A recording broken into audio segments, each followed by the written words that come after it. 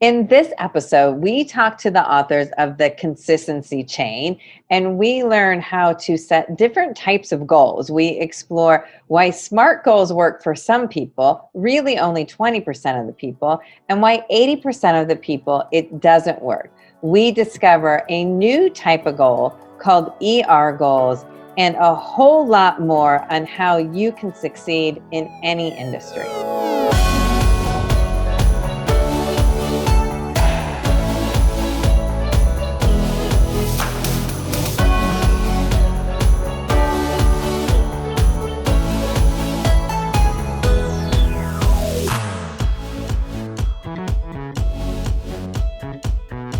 Welcome, everyone. I'm Kim. And I'm Sherry. And today we have not just one, but two special guests. We are talking to George and Jim, the authors of The Consistency Chain.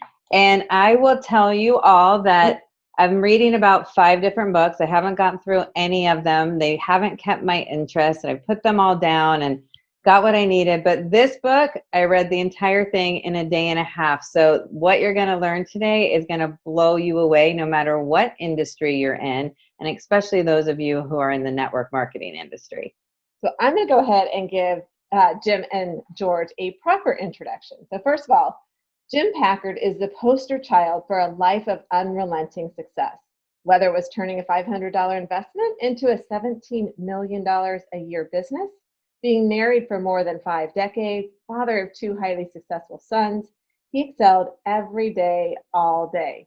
In the area of network marketing, he was the distributor of the year in 2 different companies, led tens of thousands of distributors and customers, and was always in the top 10 as far as money earners. Now, George Campbell, on the other hand, is the kind of person that drove Jim Packard crazy. In one area of his life, he achieved meteoric success. In his professional speaking career, George was inducted in the Speakers Hall of Fame, was featured on several TV shows, including 60 Minutes, and was profiled in a front-page article in the LA Times. However, success in network marketing eluded him. Those 2 very different network marketing experiences led to one question. How is it possible for smart, capable people to be aware of the few simple actions that, if done consistently, will lead to a tremendously improved life? And yet, they find themselves unable to take those actions consistently. The answer to that question can be found in The Consistency Chain, and that is really the foundation for this book. So we can't wait to get started. So first of all, we have to know how the 2 of you, opposites attract, they say. You seem opposites. How did the 2 of you connect? Oh, you want me to start, George? Yeah, please. Okay. I got a call from one of my sons who is in business with me. And he says, Dad, I have a speaker coming in tomorrow. Can you and Mom come down and give us some support? Because we were living in Scottsdale at the time. And Jeff was down in Tucson. And I said, sure. But I brought my dog with me because I couldn't leave him at home all day. So the 3 of us went down, and I'm sitting there and I'm going, I'm sitting in the back row because I had the dog on my lap, and George started doing his routine called Joe Malarkey, America's Worst Motivational Speaker. And I'm sitting there and I'm going, my goodness, this guy is funny. He's good. And I don't usually laugh at comedians. Little did I know that he was a stand-up comic for 10 years with Jerry Seinfeld and that whole group that came up together. And yeah, I was impressed that he was in the National Speakers Hall of Fame. That was kind of cool because I know Zig Ziglar and Tony Robbins are in that. But I think I was more impressed with the fact that George was on To Tell the Truth because I remember that program. And I remember looking at George going, my goodness, don't I wish he was on our team, because I bet he could just absolutely kill it in the network marketing world. And little did I know that he probably would have frustrated me, and we can go into that later. But that's how I met George. My son happened to live near George, and we got together. Yeah, that was a great day. That was the first time I've ever done a program I was heckled by a dog.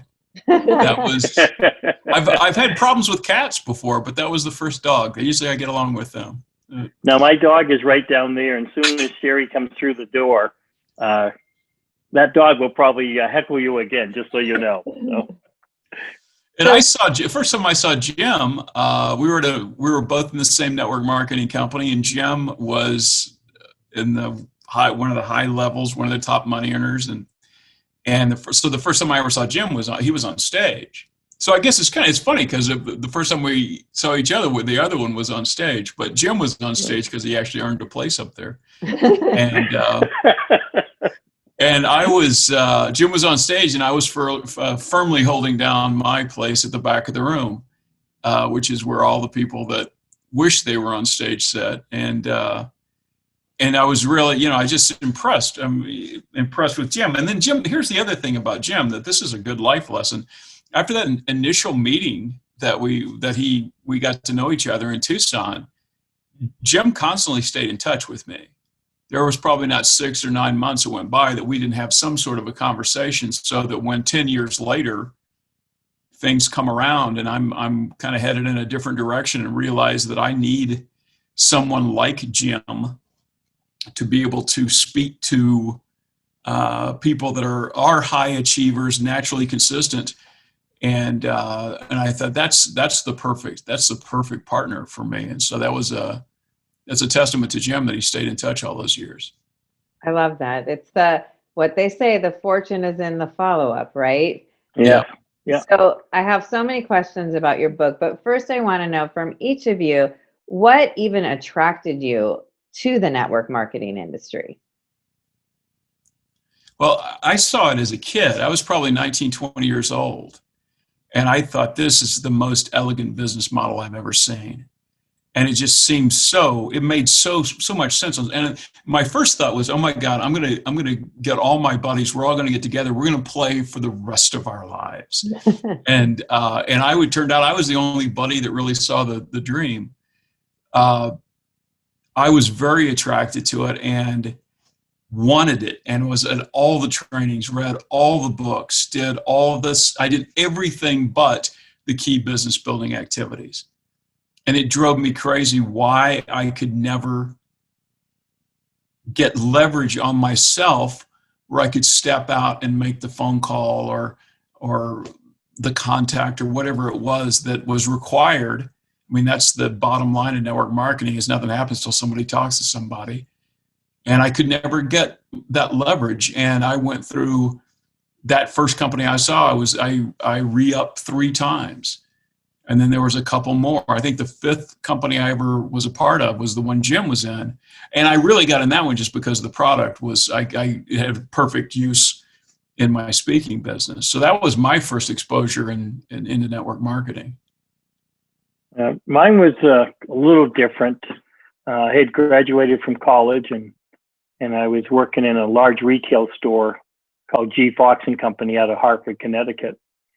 And it was a large store, had 4,200 employees, and they had a contest where the manager that was the highest percentage over quota won a trip, and I won that trip. And when I got home, there was a letter in the mail, and it said, "Your name has come to our attention as the type of person that we are looking for. You seem to have the abilities and the skills that are required for an opportunity that we'd like to offer you. Would you and your lovely wife like to come down to the Holiday Inn at 7 o'clock in Hartford, Connecticut?" And I'm going, somebody heard that I won the contest. This is awesome. I mean, I didn't even know they publicized that. And so Sherry and I went down, and it was a company that was offering an opportunity, and it was quite frankly, it was a $3,200 opportunity. And I bought the cars and the dreams and the swimming pools, and they said there was like 40 people there, and they said that those are the really serious, come back tomorrow morning. And I didn't have to be at work that day until 12 o'clock because I was working 12 to 9 that day. And I mean, I signed up for $3,200 and got $3,200 worth of concentrated soap in containers. And I wasn't home the day the tractor trailer pulled up in front of our apartment, but it was really interesting. I later found out that this particular person had sent out 1,000 of those letters. I was the only one to respond. Wow. And here I am. So, Wow, that's amazing. So I want to just go back a little bit. I mean, we're called Kiss Corporate Goodbye. Both of us were able to kiss corporate goodbye, and we use network marketing as our vehicle. What were your experiences with corporate, and when did you decide, that wasn't the lifestyle that you wanted, that you either wanted to be out on your own, be an entrepreneur, network marketing, just that box of corporate, that wasn't for you? Right. well, Yeah. you want to? Yeah, Go ahead, yeah. yeah. I was working at, I don't know if you call it corporate. I was working at a medical school. I was in college. I was a video and film major, and so I was doing that kind of stuff at this college. And I finally had the fifth boss in about 2 years, and he was finally the boss that was it for me. and he came in and said, I need you to do this. And I said, I can't do that. And he goes, well, why not? And I said, well, what you don't understand is I don't work here anymore. and that was my last day. And it's thinking back, I never ever could picture myself in that 9-to-5 role. I literally couldn't imagine what that would look like for me. And so I did, from there I went to stand-up comedy, which I had a really nice career for 10 years. And from there I went to professional speaking, which I had 25 years of nice success. And so for the last 35 years, I always like to say I've been gainfully unemployed. I've worked for myself, and I've not had to deal with that. And I know there are certain personality types that are better at that than others, but I'm not a personality type that you would think would succeed self-directed, but I've managed to pull it off. And then how about you, Jim? Interesting. I'm finding out more about George today than I have. That's pretty cool. As I told you, I was working for a large retail store. It was called G Fox, owned by May Company, that's owned by Macy's. And it's, you're working your way up the corporate ladder. And I remember I was an assistant buyer, then head of a department in the mall store. And I remember the Puritan sales rep coming in on a Friday afternoon around 3:00 in the afternoon. And he was looking around and saying, you need this, you need that, you need 4 dozen of this, 12 dozen of this. And I said, well, write it up, I'll sign it. And he did. And he said, well, can't thank you enough for the order, Jim. I'm going to take off and go play golf. And I'm going, really? And I go, yep. And tomorrow I'm going fishing, he says. And tomorrow I was working 9 to 6. And I remember, I got to get out of this corporate world. I need to, and during that time period, I had been introduced to network marketing, and I had just read the book, Think and Grow Rich. And I had written down 22 things that I wanted to accomplish. And I just needed a vehicle. And I know that you couldn't work at a 9-to-5 job and have all 22 things that, by the way, are still on my wall, matted and framed. And because that's you've when I realized accomplished those 22, right? I've gone through. Oh, I had 3 cars on that list. I mean, what a kid would need with 3 cars? I don't know. But it's I went through all of that, and I just knew that the corporate world wouldn't give me everything that I wanted. And so that's when I had made the decision that I needed to leave the corporate world and do something different. Got it. So let's fast forward now to this book that you wrote, The Consistency Chain. How did the two of you come together and decide this is what we need to write? We've sort of cracked the code, and you really explore kind of this 80-20 rule. So kind of tell us more about how you came together to write the book and the 80-20 rule, and then we'll go a little deeper into that. It was all my idea. What? So I'll let you go ahead, George. Yeah. I started down this road of researching this because I kind of reached what I thought was the third act of my life. I had stand-up comedy, I had the professional speaking, and then I wanted to do something else. I was ready to do something else. And so I started filling legal pads up with ideas about just what interests me. And I kept coming back to the fact that I could succeed in a challenging career, which is, stand-up comedy is very competitive, professional speaking is very competitive, but why was I such an abject failure at network marketing? It bugged me. And I was like, I want to know why that is. Because if I can't figure this out, it's going to bug me for the rest of my life. That what if I'd been able to do this? And so I began digging into it, and at some point, as the things started to flesh out, I mean, the 80-20 thing was one of the first things I came across, and I'm sure everybody knows the Pareto principle. 80% of results tend to come from 20% of the people, and I just was like, why? I mean, and it's across the board. It's astonishing how this proportion holds up. I was just the other day, I saw that 80% of COVID is spread by 20% of the people that are infected with. I mean, it's just mind blowing how pervasive it is. And I was like, well, when it gets down to the level of people, what is it that puts people in the 20% that tend to produce really, really well, are successful, and the 80% who struggle? And I started looking at all the other factors it could be, and intelligence was equally present in both groups, and training is education. I mean, all of these factors, you just look at, you go, yeah, that's in both groups, and that's in both groups. And so it finally came down. To me, I discovered that the difference was that the 20% high performers did what needed to be done when it needed to be done on a relentlessly consistent basis. And the 80%, we knew what needed to be done, but we didn't do it, and we certainly didn't do it consistently. And that was like the bells going off. And Jim, you can speak to this. I mean, this is your story. Yeah. I looked at it when George and I met up again after like 10 years. And like George said, I did stay in touch with him, so I wasn't embarrassed when I saw him 10 years later. But I had always wondered two things.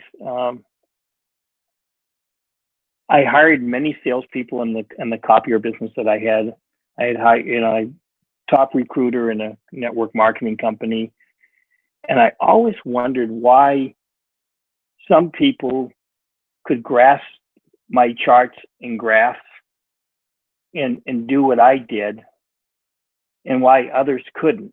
And I would always chalk it up to the fact that maybe they weren't focused enough, they weren't motivated enough, didn't have the why that made them cry, whatever it was, that I wanted it more for them than they wanted it for themselves. And it always bugged me that, why couldn't I help more people? And what really was the deciding factor for me was, for years and years and years, as kind of you alluded to earlier, I've had some success in my life with building a pretty significant sized business, and have 2 kids to have the head on straight, and have a beautiful marriage for 50 years. Yet I always failed in the area of weight loss and physical fitness. And how could I be successful in one area but not be successful in other areas when I used the same methods and it didn't work? And so that was the underlying factor why, when George says, would you like to be my partner? And I said, yeah. I said, you like 50-50, George? And he goes, no. 80-20. But that's kind of how I got together. That was kind of my button, is why could I be at 20% in some areas and 80% in others, and plus the combination of the fact, why couldn't I help everybody? Right. And it's the same process. Yeah. Go ahead. So I think so many people struggle with that, and you guys put it so simply. I mean, it's 80%, it's 20%, it's consistency. Right. So what do you recommend to that 80% that is grinding and doing the work, but maybe not consistently? And I think oftentimes in network marketing, especially, we have 30-day challenges, 60-day challenges, 70, 90, there's 3 months left in the year. Let's go, 90 right. days. And if you could maybe just explain why those types of things are much more difficult for the 80% and give some kind of recommendations, because that is prevalent in our profession. Oh my God, yeah. So, so if you're watching this and you think, oh my God, I think I may be in the 80%, first of all, know that there's a whole bunch of us out there, and that's where I am too. Jim represents about 80%. Yeah, about 80% of the people are in the 80%. It's a rough breakdown. 4 and 5 is what we've discovered. But first of all, if you think that you may be there, if you self-identify with that, first of all, know that we're not talking about the 80 and 20 in any pejorative terms. We're not putting anybody down, or you don't need to feel less than, because it's the challenge that you're facing as an 80%er is not what you think it is.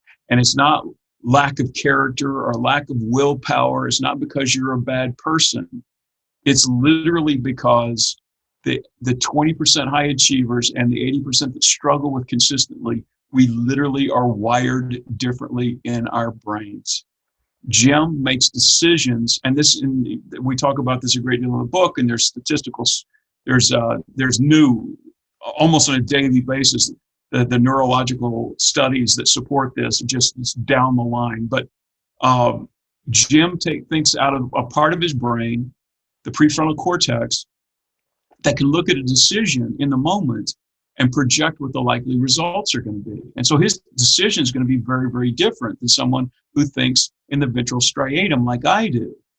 Jim, what you're saying, George, is when there's a sales contest going on, I look at it like if I do this action, it's going to get me closer to my goal. And because I'm thinking in the prefrontal cortex, I answer that question. Pick up the phone, Jim, because it's going to get you closer to your goal. And I don't have a problem with that. No. And I'm thinking back here in the ventral striatum, which is a much more primitive part of the brain. And it's a part of the brain that makes decisions based on the ESP filter, we call it. Is it easy? Is it safe? Is it pleasurable? And so we can be looking at the exact same situation, picking up the phone, calling somebody. We can feel the exact same desire to build a business. We have the same degree of motivation, all that. But Jim, because he's projecting ahead and he's using the executive functioning part of his brain, he's going to make a different decision. I'm going to look at it, and because I'm an introvert, which I know people don't understand, but it's true. I'm thinking about picking up the phone. Is it easy? Not for me. It's not easy to pick up the phone. Is it safe? It doesn't feel safe to me because somebody could reject me. I could feel bad. Is it pleasurable? Not in the least. So we're looking at the exact same situation with the exact same goals and desires. Jim makes one decision and I make another decision. And then the pernicious part of this is the fact that I'm not going to say I'm never going to do this. No, what I'm going to say is Friday's a terrible day to call people. You can't. I mean, it's the end of the week. Come on. I'll do it tomorrow. And then Saturday. Well, Saturday, you can't call people. Saturday, people do stuff with their family on Saturday. Come on. Sunday, you can't call. You got church, you got football. Come on, you can't call. Monday, out of the question. People are just back to work. Monday, Tuesday, people are just recovering from Monday. Wednesday, we call it hump day for a reason. Thursday, that's just pre-Friday. You can't call. And so you just keep pushing your eventual success further and further into the distance. And it doesn't feel that bad because it's just a day. What am I just missing a day? Come on, that means nothing in the whole scope of my life. I can push something one day. That doesn't even matter. And the reality is it matters unbelievably much because today is the only day we have. This is the only day you have to take action. And that revelation, and that explained to me why I was like, oh my God, no wonder I would come out of the meetings or whatever and I'd be so super hyped and then Monday would roll around and I wouldn't do the thing that I said I was going to do. So then for somebody who's in the 80%er, is it better to say, here's your goal just for today? Forget about this 90-day challenge. Right now, this is the first step. And so do you even want to know what the 90-day challenge is? Do you want to even see that trip that's waiting there and know what to do? Or do you just want to know one day at a time? Well, I mean, I want to have an understanding of where I'm going. We call it, rather than setting a goal, we call it a direction, an ER direction. it's like when I first did the technique that we talk about, you know, I wanted to lose weight, and I wanted to be in better shape, and I didn't do the traditional goal. I'm going to weigh up 175 pounds on January 1. You know, I just said I'm going to be fitter, stronger, healthier, and that was my ER direction that I set. And so the challenge with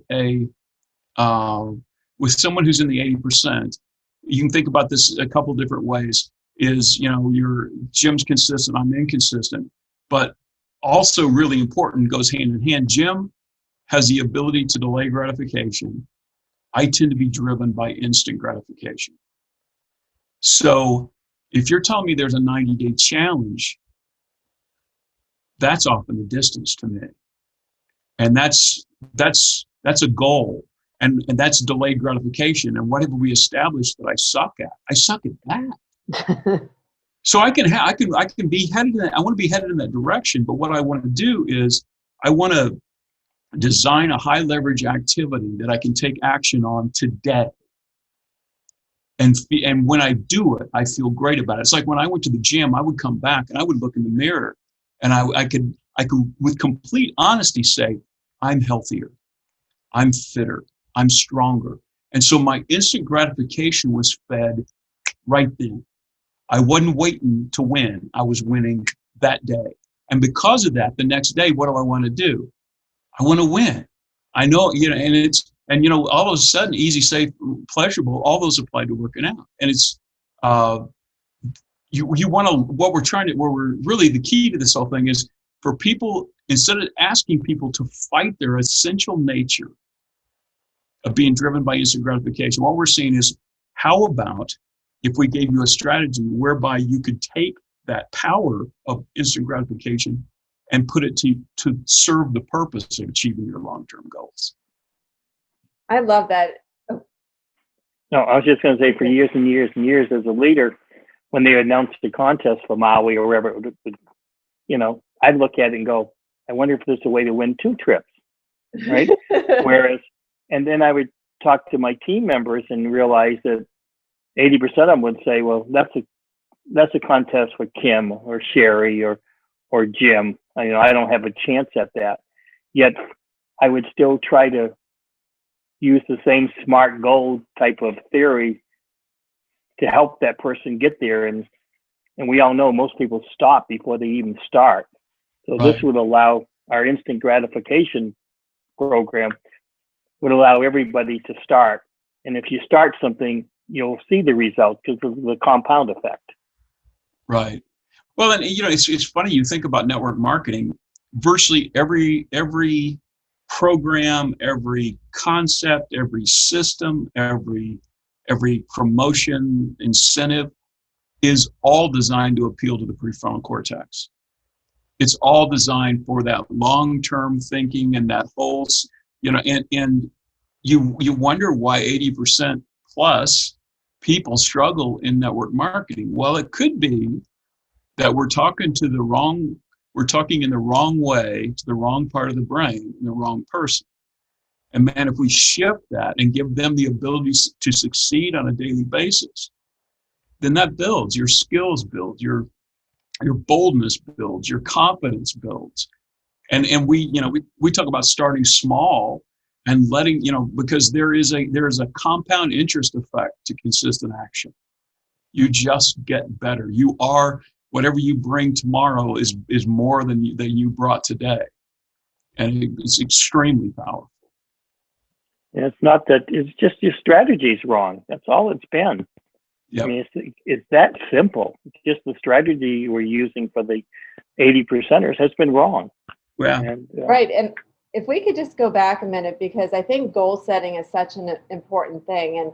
And Jim, you alluded to the SMART goals, and SMART goals are great for the 20%. And George, you were talking about the ER goals. And for our listeners, that was an aha for me, having those ER goals. And I know you said stronger and healthier and fitter, but if you can kind of talk about how you pivoted from SMART goals, not part of my brain, not part of my thinking, the ER goals are the way to go, because obviously we're talking to 80% of our listeners here, Yeah. and they're used to saying, lose weight by January 1st, 2021, what time they're going to lose it. And this could really be a huge game changer for people.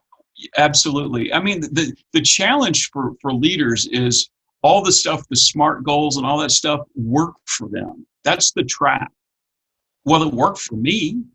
Here, I'll give it to you. It should work for you unless there's something wrong with you. No, it's just completely inappropriate. So, I mean, I did the SMART goals with the exact same thing that I tried to do later, which was going to work out, specific, measurable, signable, R, never can remember, T, time-based. And, and I did that. I said, SMART, I will weigh 175 pounds by January 1. Woo! It's a specific, measurable, signable, R, still don't know, T, time-based. And then, New Year's Day would roll around and I'd step on the scale, and it's 175. Now, if it had stopped there, that would have been awesome. But instead it goes up to 205. And I did that year after year after year. And I'm like, what the heck?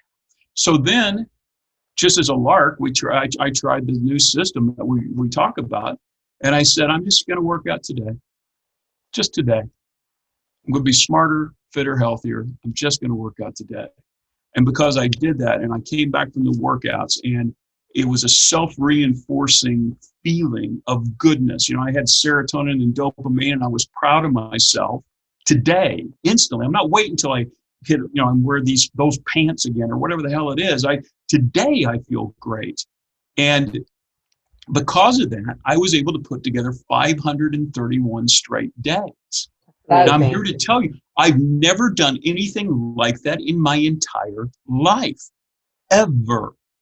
And when somewhere in that run, that's when I figured out, holy cow, we're on to something here because, I hit that place. It took a while. It took 4 or 5 months, but I finally hit that place. We call it momentum. And it's where I'm no longer waking up in the morning wondering whether or not I'm going to work out. It was just simply a question of what workout am I going to do? Mm-hmm. And you can think about that in like network marketing terms. It's no longer a question, am I going to reach out to a couple people today, maybe talk to one? It's a question of who am I going to reach out to? So now you've gone from a question of a 50% failure rate to one of 100% success. And when you hit that place, then you're in momentum. And now the external factors that we've kind of put off to the side, I'm not worried about the pin levels that I'm hitting. I'm not worried about the money that's coming in right now. My measurement is whether or not an X goes on the calendar today. That's my measurement. And I can look at that and I can feel good about that. And at some point in time, then the external start to kick in. And now your work you're like, oh my gosh, not only am I doing what I want to do, but now the money and the people are starting to follow. Now I have a chance of winning that contest. Yeah. That's right. So my question for Jim then, for the 20%, do the ER goals work, or do we just stick with SMART goals for the 20%? It's interesting. The more I've been involved with this, I always used to think that the reason I reached all my goals was because of that strategy. And I look back now and I realize that it was probably the activity that I was doing, the strategy I had for the activity. You'll find one thing with it as a 20%er. When we first started this company, I started a chain to be a better prospector, to be a better recruiter. And I have 864 consecutive days that I've done that. The physical one, I'm about at 80% level. All right. But that's still 80% compared to nothing, or exactly. Very insignificant. Yeah, absolutely. I'll never forget when we were starting this company, and I, because George, with all his history of being on stages, he knows everybody in the world, and I said, George, all you have to do is follow my little daily 8 scorecard that I've developed. and it's beautiful, color coordinated, the reward systems and, everything. And George looks at it and goes, a daily 8, there's 7 things too many on that for me. and I go, really? Yeah, we'll do we'll be on stage someplace, and I'll even haphazardly mention this. all the 20%ers come up to me at the end of our presentation and want a copy of this. Yeah, exactly. So, that's why I think Henry Ford once said, when you have two partners that think alike, one's not necessary. This partnership works out great. And I don't think we would ever tell people that are natural 20%ers I always say the goal setting is fantastic for the people it's fantastic for. Mm-hmm. If it works for you, God love you, let's go. All we suggest is that if you keep trying to implement the system in people and you're not seeing those results, maybe this would be an interesting time to try a different approach. Right. Because I like that. And I like how in the book you talk about most people are not 100% 80% or 100% 20%. And you give like this great example of, look at Oprah. She's, definitely a 20% in business and everything she does, but she still falls in that 80% when she's talking about her health. And I think, for a 20%er, it is so hard to think that you're not a 20%er in everything. It used to drive me crazy. Thinking, why can't I be successful in this? I've got all the charts and graphs and reward systems, yet it doesn't work. And you think it's something wrong with you. Yeah, exactly. and that's the thing and that's what we encourage 20% leaders to think about. If you do have that area in your life that seems incredibly resistant to your mastery, and you feel frustrated by that, just understand that's what the rest of us feel over this whole thing. We don't understand why it doesn't work for us either. And it's incredibly frustrating. We beat ourselves up and we feel shame and we feel embarrassment and we don't understand it. And because of that, most in network marketing, most people, that's the reason why you have the high turnover rate. How long are you willing to beat yourself up and feel less than before you say, you know what, this may not be for me? Whatever happened to George? Where did George go? He had all the potential in the world. Yeah, he used to come to meetings. We loved him. He was funny, very good looking. I remember him. Modest too.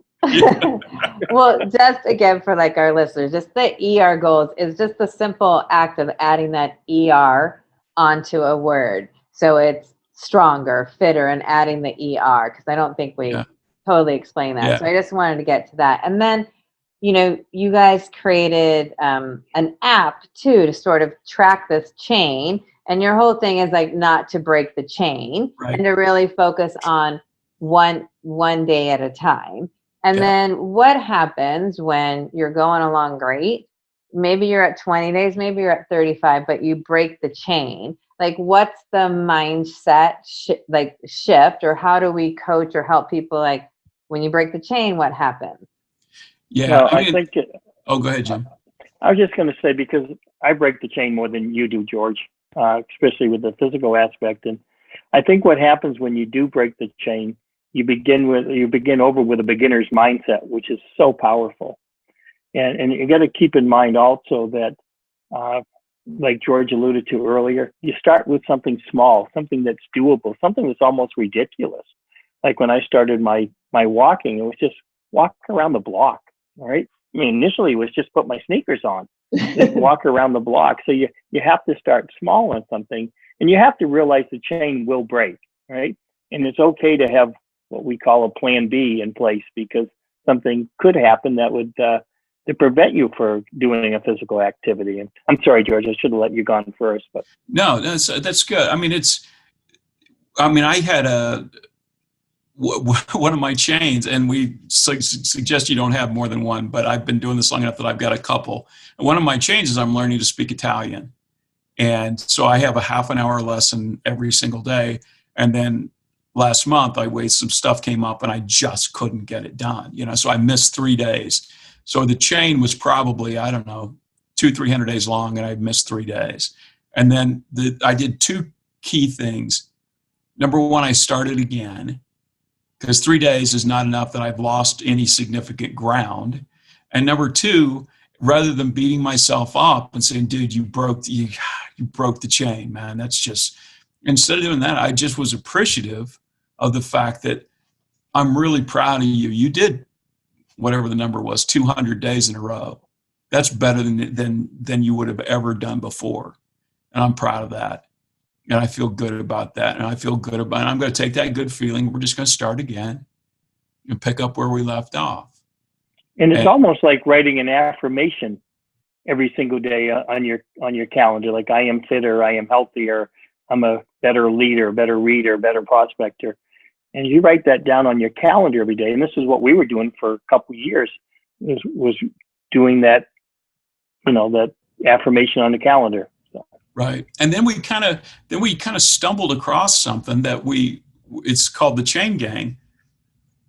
And this is our new app. And we're really excited about this because we wanted to develop some metrics about how we were actually impacting people.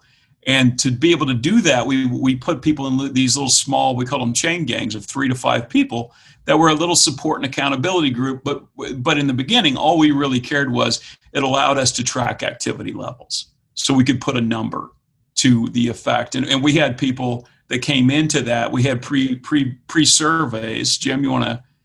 Yeah. We had about 100 people that filled out a questionnaire that wanted to participate in our chain gang. And, I went through the 100 and I picked out the 20% that I thought we'd do a good job. And I said to George, okay, I got the 20%. I said, just for the heck of it, why don't you go through the same 100 and let's see how many cross over.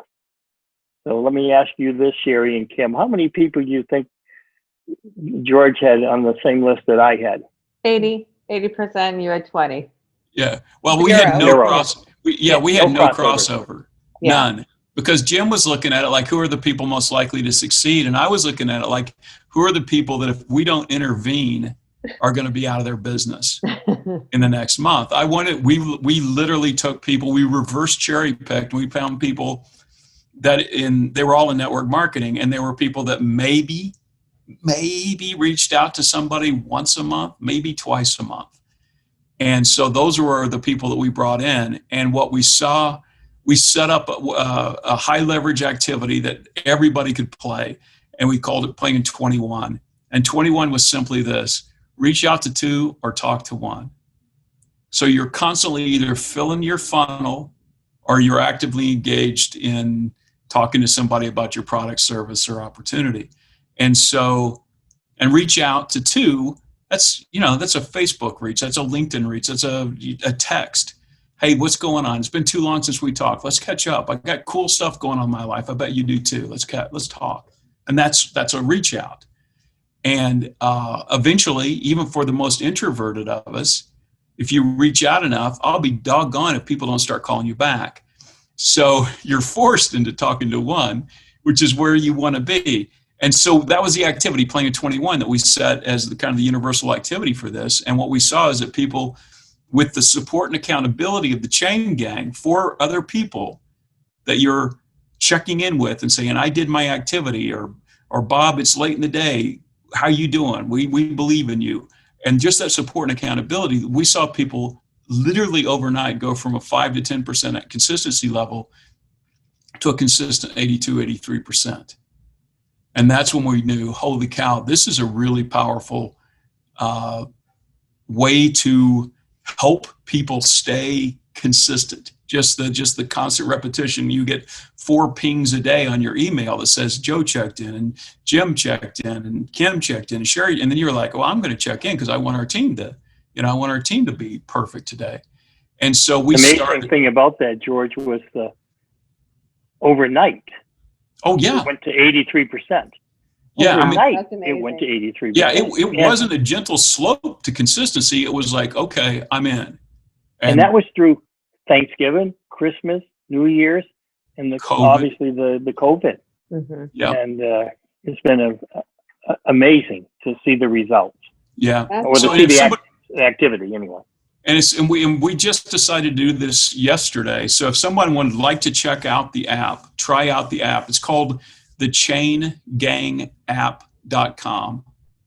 And it's not, you go to that web address. It's not in the Apple Store or anything. It's the chaingangapp.com. And under promo code, if you enter it all as one word, I don't know if it's case sensitive or not, but we have it as all uppercase, free month. So free month, all one word, uppercase. and you can try it out for a month. And what's going to happen is you're going to be onboarded. It's going to ask you some questions about, the area you're going to focus on, what your ER direction is going to be, and what your activity is going to be. And then you're going to be put in placed in a group with 3 to 4 other people who are all in this together. And you're going to check in today, and our best chain gangs get to know each other, and oh my God, we have so much fun. And you're going to have that support system. You're not in this alone anymore. And you're going to have that little extra bump that sometimes we intend to do well, and we just, honest to God, we just forget. I totally meant to call somebody. I just forgot. Right. And so this doesn't let you forget, because you have these intermittent, unpredictable little pings in your life to let you know that your gangsters, your fellow gangsters, your teammates, we're playing today. This is the day. This is the only day we have to win, and we're all playing today. So we would love. You'll let yourself down. Yeah, I right. love that. You'll let yourself down before you let down your other 4 chain gang members. So we will make sure that that is in the show notes, as well as how to get a hold of this book that we've been talking about. And then we just wanted to wrap up by, we always ask everyone, how has network marketing changed your lives for the better?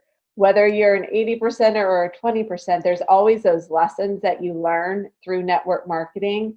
And either one of you can go first and just kind of share what network marketing has meant to you as a vehicle, as a platform, for not only kissing corporate goodbye, but for really being able to follow your passions and live the life that you want. Right. Well, it's interesting because I'm obviously speaking from a different place in network marketing success than Jim. So I'm going to go at it from a different way.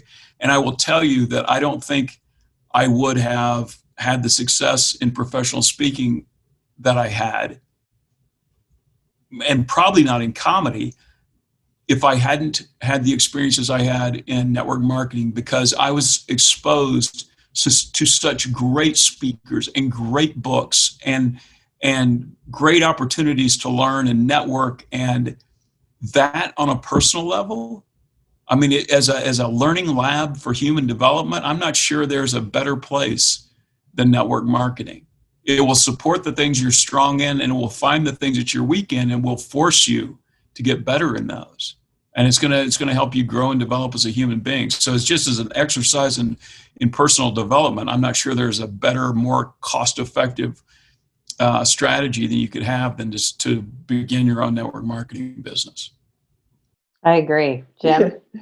Well, mine would be a little bit different twist, I think. Saying. I got involved in a network marketing company. As I told you, it cost me $3,200 in 1971. That company got shut down. All right. It was one of those front-loaded companies. But what it did, it exposed me to positive thinking, what you can believe you can achieve, you think you can or think you can't, you're right either way. And it really gave me, it was even better than a college education. So I went on and started my own business because of that. And once I sold the business, I realized that I missed being in business. And so I got involved at network marketing again. And it brought me everything I wanted without all the hassles of running a business. And I think the biggest blessing I got out of it is, by that time, the first 2 people I ever sponsored were my 2 kids. I mean, they were number 1 and number 2, and I didn't put them in the same, downline. I kept them separate. And both of them went on to become runner-up and distributors of the year. And I think from being a dad, it was probably the best feeling in the world to be on stage with your sons. Look left and you see Adam, look right and you see Jeff. I don't think there's any better feeling in the world. And I just wish that we could have touched more people and helped more people grow. And now we can. I love that. And like I said earlier, this is one of those books that I read in a day and a half and have already started my own chain, have already started to apply places where I feel like I'm a 80%er. And I will tell you, just like marking that off, and I'm 4 days in, and just seeing that, it does have this like, oh, I did it. I haven't done 4 days in a row of, Yep. planks. That's what I'm doing, 30 seconds of planks and 30 sit-ups. It's not that hard. Like it takes what, 2 minutes? Yeah. But I haven't done it consistently. And so I love the tools. I love all the science that's behind everything in the book. I think it is going to be a game changer for so many people in so many industries. So I want to just thank you both for taking so much time, for sharing your story, for really more than that, just kind of cracking that code for that 80% of us who were struggling in some area of our lives. I think that's the key. And I think this could be a big game changer for so many people. So thank you both so much. You bet. Our pleasure.